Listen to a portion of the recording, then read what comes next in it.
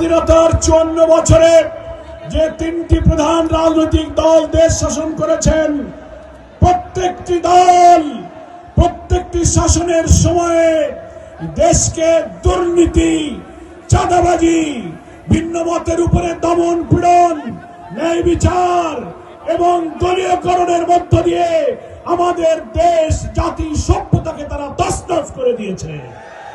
যার ফলশ্রুতিতে জুলাইয়ের গণ অভ্যুত্থানের মধ্য দিয়ে আমাদের তরুণেরা রাজনীতির এক সার্বজনীন পরিবর্তন তারা সূচনা করেছিল।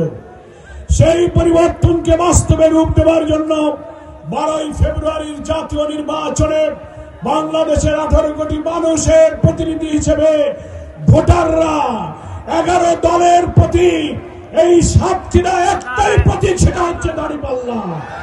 সেই দাঁড়িপাল্লাকে বিজয়ী করার মধ্য দিয়ে আমরা একটি মানবিক বাংলাদেশ গড়ব ইনশাআল্লাহ।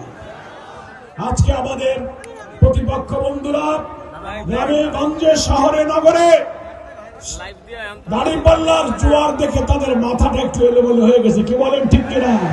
দেখছে দাঁড়িপাল্লা তো আর ঠেকানো যাবে না। এখন মিথ্যার পথ, সন্ত্রাসের পথ, গুজবের পথ তারা বেছে নিয়েছে।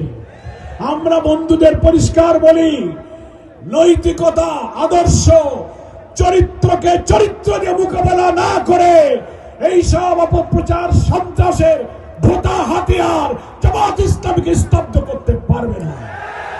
আপনারা আমাদের নেতাদের ফাঁসি দিয়েছেন, ক্রস ফায়ার দিয়েছেন, এই সাতক্ষীরার বাড়ি ঘরগুলো বুলডোজার দিয়ে ভেঙে দিয়েছেন, কত মানুষকে শহীদ করেছেন।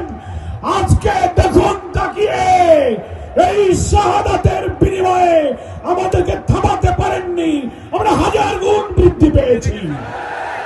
আমরা এই শহীদের রক্তের বদলা নেব আল্লাহ তাআলার দ্বীনের বিজয়ের মধ্য দিয়ে, ইনসাফপূর্ণ মানবিক বাংলাদেশ গঠনের মধ্য দিয়ে আমরা এই শহীদের রক্তের বদলা নেব ইনশাআল্লাহ।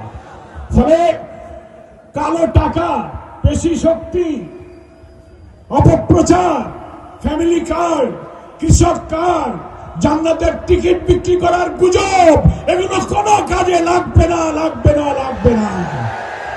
আসুন, সাতক্ষীরার ঐতিহ্য 4টি আসনের প্রত্যেকটি আসনে শুধু সর্বাধিক ভোট পেয়ে বিজয়ী হলে হবে না, 50-55 পেয়েও মানুষ ক্লাসে ফার্স্ট হয়, আবার 80-90-100 পেয়েও ফার্স্ট হয়। কি বলেন, ঠিক কিনা? আমরা ফার্স্ট তো হব ইনশাআল্লাহ, 100-র ভিতরে 100 পেয়ে প্রথম হওয়ার চেষ্টা করব। সকলকে ধন্যবাদ। সাতক্ষীরা, খুলনা, যশোর অঞ্চলের হাজারো বিরাজমান বিদ্যমান সমস্যা, জলাবদ্ধতা, সন্ত্রাস, মাদক, চাঁদাবাজির বিরুদ্ধে এই বিজয়ের মধ্য দিয়ে আমাদের যে নতুন রাষ্ট্র আমরা পারব, সেই রাষ্ট্রেই আমরা এই সব সংকট দূর করে আমাদের শান্তি সমৃদ্ধির বাংলাদেশ গড়ে তুলব। মহান আল্লাহ আমাদের সকলকে তৌফিক দান করুন, আমিন।